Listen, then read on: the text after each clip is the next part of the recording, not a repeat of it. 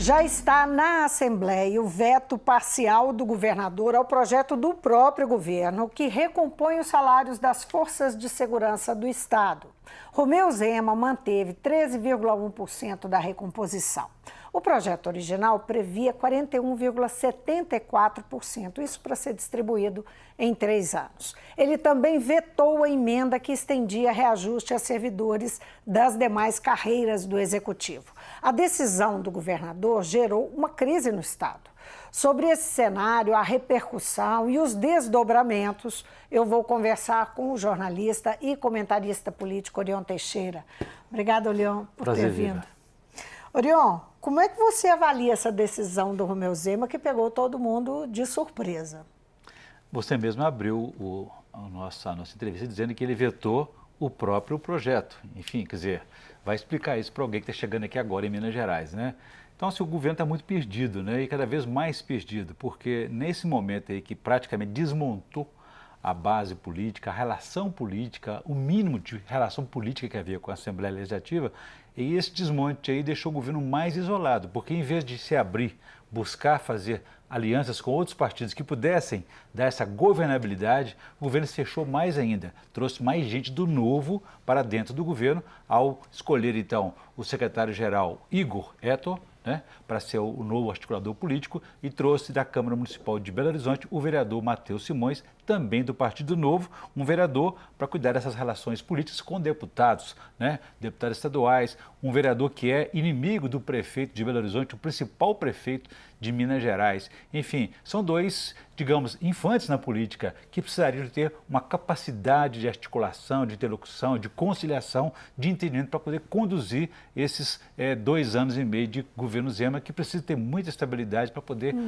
aprovar seus projetos e, quem sabe, conseguir governar e domar essa crise econômica. Quer dizer, o governador, na verdade, está substituindo, só para lembrar, o secretário de governo, o deputado licenciado, que deve voltar, inclusive, para na Câmara dos Deputados, Bilac Pinto, né, que ontem anunciou que estava deixando o governo e colocando justamente na conta dessa decisão do governador, não é, de vetar parcialmente o projeto, dizendo que ele não podia continuar nessa relação, nessa articulação, porque ele não usa essa expressão, mas é porque ele foi desautorizado. Se você me permite, de certa forma, aqui no mundo político, já adiantamos isso aqui na última conversa que a gente teve, logo após uma entrevista do secretário Bilac Pinto. A gente aqui avaliou a possibilidade de ele deixar o cargo ou receber algum tipo de reforço na ação política, porque não estava dando resultado. Abriu-se esse ano de 2020 com a redução da base de apoio político do governador. Eram 22, caiu para 16, 17, enfim, não se sabe exatamente qual que é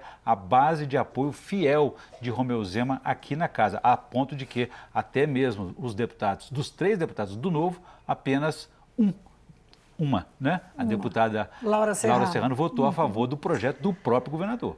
Agora, o Igor Etor e o Matheus Simões, você descreveu eles como infantes, né, da política, mas eles são também, digamos, você diria, uma linha mais dura do Partido Novo, ou eles expressam bem o pensamento mais radicalmente ideológico do Partido Novo? Não vai nisso nenhum preconceito, sabe? Não, é o fato realmente assim, de serem, constatar que eles são, porque o Partido Novo se diz novo e de relações novas, de renovação na política, mas na verdade tem se demonstrado até agora muito juvenil, muito infantil, e eu acho que a entrada de tanto do Igor como do próprio Matheus Simões, eles vão enquadrar mais ainda o governador Romeu Zema dentro dos limites partidários do Novo, e o traiu 2 vezes. E se indica um caminho que ele vai tomar. Exatamente, ele fez uma opção de isolamento político. Nesse sentido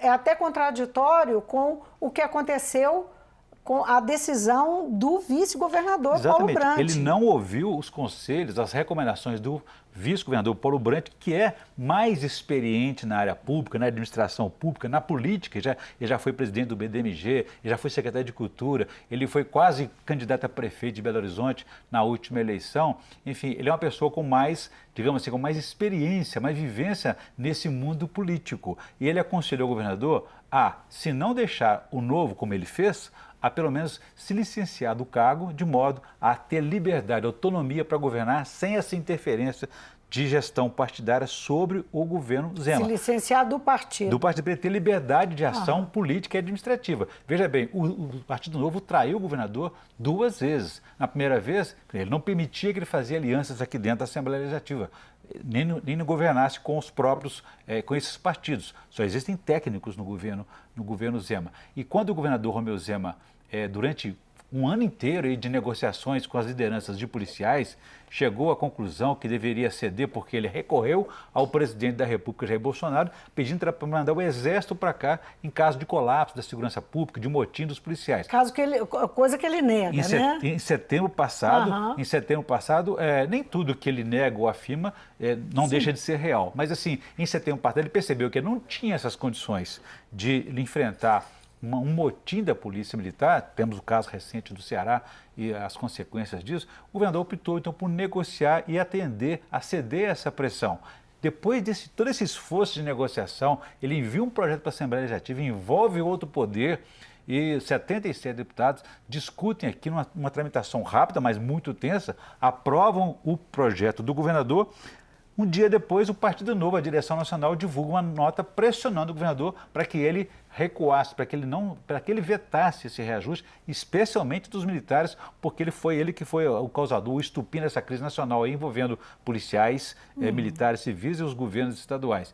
Então, ele pressionou. Como o governador não atendeu, ou pelo menos não se manifestou publicamente a esse respeito, o Partido Novo foi ao Supremo Tribunal Federal para tentar impedir que isso acontecesse de maneira técnica, recorrendo à questão de limites da lei de responsabilidade fiscal, que não permite que ultrapasse os gastos do funcionalismo, incluindo os gastos com aposentado, coisa que o Tribunal de Contas do Estado já havia pacificado, dizendo que gastos com aposentados não entra na conta do funcionalismo. É outra fonte de receita, é recurso previdenciário, não é recurso de arrecadação. Quer dizer, uma série de questões técnicas e legais em que o Partido Novo se agarrou em nome do seu ajuste fiscal, que é mais importante do que a governabilidade. Com isso, ele criou uma situação tal que instabilizou o governo Zema perante até os outros poderes, a Assembleia Legislativa, Tribunais de Justiça. A repercussão que isso ia causar no país todo ia provocar, deixar em desacordo com a lei todos os governos estaduais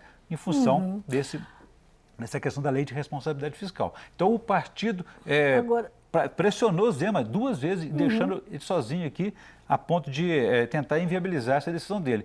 Agora, depois, em seguida, o Zema também invoca, ele usa a justificativa de que ele foi chamado pela equipe econômica, isso é real, que cobrou dele que não fizesse o aumento. Até compreensível. A recomposição. Mas isso é até compreensível. O governador passou porque senão o ano ele inteiro, não poderia ser enquadrado no regime de recuperação fiscal. Ele passou o ano inteiro de 2019 dizendo, recebi um Estado quebrado. E o que ele faz?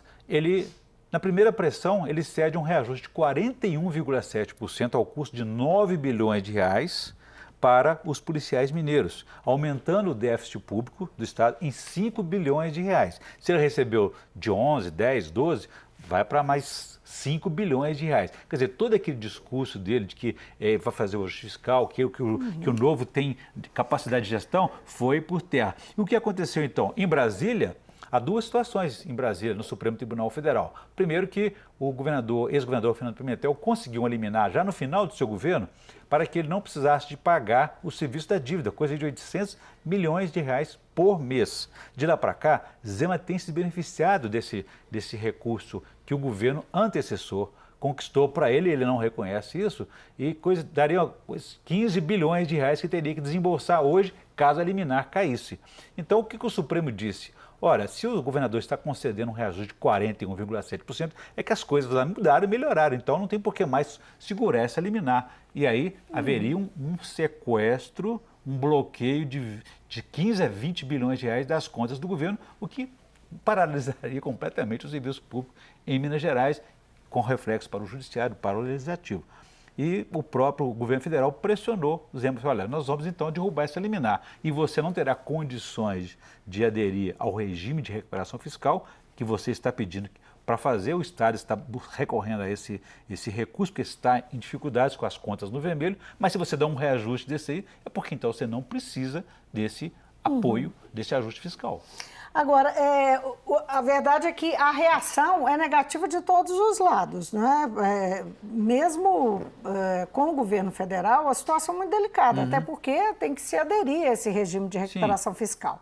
Mas o que eu queria chamar a atenção é para a reação dos parlamentares que representam parcelas do funcionalismo, né? No caso do Sargento Rodrigues, que foi à tribuna hoje, né? O deputado Sargento Rodrigues, para dizer que o veto vai ser derrubado. Né? De perplexidade, né? Porque a oposição também diz a mesma coisa. Vão dizer que foram enganados, com toda razão. Passaram o ano inteiro negociando, ofereceram a proposta, aceitaram a proposta, aprovaram a proposta na tramitação legal, regimental, e ao final o governador recua. Quer dizer, ele não sabia do tamanho do prejuízo dessa conta do reajuste, quer dizer, então todos se sentiram ludibriados, enganados por ele. Então agora não importa mais discutir privatização da CEMIG, da CODEMIG, venda de nióbio, adesão ao regime fiscal. A discussão agora é o que a Assembleia vai fazer com esse veto do governador. Porque se ela derruba o veto do governador, o problema aumenta e se amplia muito mais, porque aí... Que aí só cabe a judicialização. E vai ter que recorrer ao judiciário, vai ficar lidando com liminares aí, mas é mais um confronto com a Assembleia, porque ele está indo à justiça contra uma decisão da Assembleia Legislativa. É aquilo que nós temos dito aqui, já falamos diversas vezes, a questão da importância que tem do diálogo e da parceria com os poderes. Ele, para governar, ele não governa sozinho, como agora ele está dizendo novamente. Chamou só o partido dele para governar. Ele está fortalecendo o Partido Novo dentro do governo, ao mesmo tempo decretando seu isolamento político perante o quadro político, partidário, legislativo. Nesse ponto aí, vale dizer que o líder da base na casa, uma base que já é bastante restrita, tem 17 deputados, o deputado Gustavo Valadares soltou uma nota nessa quarta-feira, de noite, logo depois que soube da notícia, dizendo que não tinha conhecimento do fato, né? E que estranhava que em momento nenhum isso foi discutido com a base dele, com aqueles que o defendem, que são o apoio dele dentro da casa. E que eles vão se reunir na próxima terça-feira para se posicionarem em relação à decisão do governador. Né? E ele fala exatamente isso, esse sentimento de traição, de infidelidade que partiu do próprio governo. Então ele diz que é o fim do governo, ele dá a oportunidade de ampliar esse apoio político, porque em vez de buscar essa abertura, ele se fechou novamente, mais uma vez, com o Partido Novo. Então até o PSDB já está pensando em pular fora desse barco. Você acha que há um desconforto, que indica aí uma insatisfação maior? Com certeza, está claro, explícito. O deputado Sargento Rodrigues falou isso no plenário. Se havia uma base fiel à Zema aqui, era a base da bancada ligada aos policiais de Minas Gerais. Tanto é que eles apoiaram o governo em outras votações aqui que não tinha relação nenhuma com os projetos de interesse dele, como foi o caso das emendas envolvendo outras categorias de funcionários. Agora, o presidente da Assembleia, deputado Agostinho Patrus, disse que a decisão do governador é um ponto fora da curva. A que ele se referia? É que ele vetou o próprio projeto. Só para clarear, o projeto tinha alguns artigos, um dos artigos estava relacionado ao primeiro ano de recomposição salarial, que era de 13,1%.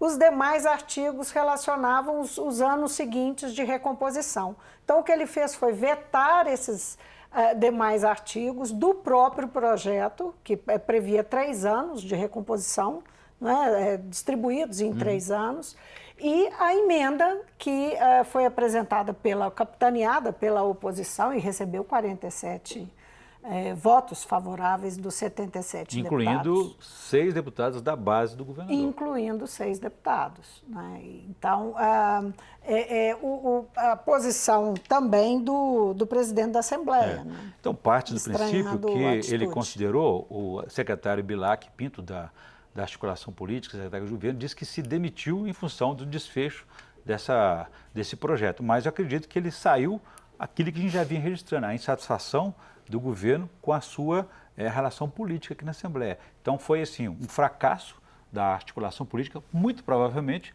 a missão do secretário Igor com o secretário Matheus Simões é de tentar reconstruir as pontes, né, com a Assembleia Legislativa para poder estabelecer um mínimo de diálogo. O que faremos daqui para frente?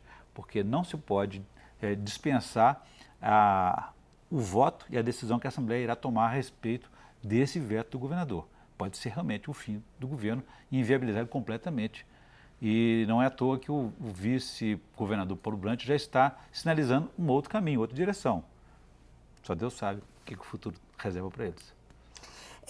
O governador anunciou, depois de tudo isso, ele fez um vídeo, publicou um vídeo, em que ele anuncia o pagamento do 13º para quem ganha entre R$ 2.500 e R$ 3.000. Botou água na fervura? O que é? Uma tentativa de acalmar os ânimos? Você acha que tem efeito? Olha, o governador sempre disse que estava sem recurso, mas ele já pagou o 13º com recurso próprio de praticamente 80% do funcionalismo, sem recorrer à venda do nióbio, por exemplo, que em função dessa polvorosa aí do mercado de ações, bolsa de valores, em função da propagação do vírus, aí, da coronavírus, né? Quer dizer, ele conseguiu bancar esse 13º sem necessidade de um recurso extra. Ou seja, havia algum fluxo, algum recurso em caixa, né? Da mesma forma que ele concedeu um reajuste de 41%, depois revisto, mas porque também vislumbrava alguma possibilidade de sustentar e viabilizar aquele pagamento. Então, essa questão do recurso não está com muita transparência no governo Zema, não. Agora, ele faz uma previsão de um tombo grande em função das projeções aí da economia nacional e arrastando, inclusive, a economia mineira, né? O impacto do coronavírus, do petróleo. São argumentos que, nesse momento de pânico, todo mundo vai considerar que existe algum nível de razoabilidade, mas, objetivamente, não sabemos qual vai ser o tamanho desse prejuízo, dessa queda da receita, né? Bom, então, nós aqui vamos aguardar os acontecimentos, porque a gente sabe que as articulações estão acontecendo em torno... Precisam acontecer, né, Viviane? Tem aí as diversas partes envolvidas, né? Quem representa os policiais, o funcionalismo como um todo. E não sabemos se a questão dentro do governo mineiro já está pacificada, porque havia uma divisão, um racha no governo a respeito desse reajuste. Nós temos ainda o secretário de Planejamento, o Otto Levi, que está no exterior, nos Estados Unidos, diz que por razões pessoais, está lá desde o sábado último, vai voltar só depois do dia 23, quer dizer, ele não participou e foi uma voz derrotada nessa decisão de desfecho aí do reajuste dos policiais. Orion, muitíssimo obrigada por essa prosa. Vamos torcer para que as coisas vamos aguardar. Temos muitos acontecimentos, inclusive a base se reunindo na próxima terça-feira. A articulação dos policiais, das forças de segurança, o restante do funcionalismo, o Sindiúti, que fez a assembleia nesta quinta-feira, aqui na porta da Assembleia, e pretende-se voltar a se reunir dia 18, enfim, tem aí uma série de coisas acontecendo, de articulações acontecendo, e novos secretários entrando no jogo para começar a jogar outra vez as relações com a casa. A reação dos policiais, como é que eles vão se comportar diante desse desfecho aí agora? Essa talvez seja a maior preocupação do governo. Obrigada de novo, Orion. Eu conversei com o jornalista e comentarista político Orion Teixeira, conversamos sobre a decisão do governador de vetar parcialmente o projeto que ele mesmo enviou para a Assembleia, que fazia a recomposição salarial das forças policiais. A esse projeto foi introduzida uma emenda que foi apresentada pela oposição, que estendia recomposições a diversas categorias do Executivo. O governador decidiu, então, vetar quase que totalmente o projeto, deixando só um aumento de 13,1%, enquanto a proposta de recomposição era de 41,74% para as forças policiais. Vamos aguardar para ver o que vai acontecer a partir daí. O Mundo Político fica por aqui. Se você quiser rever essa entrevista, é só acessar o nosso site ou YouTube e para falar conosco, o e-mail ou Twitter. Obrigada pela companhia. Até a próxima.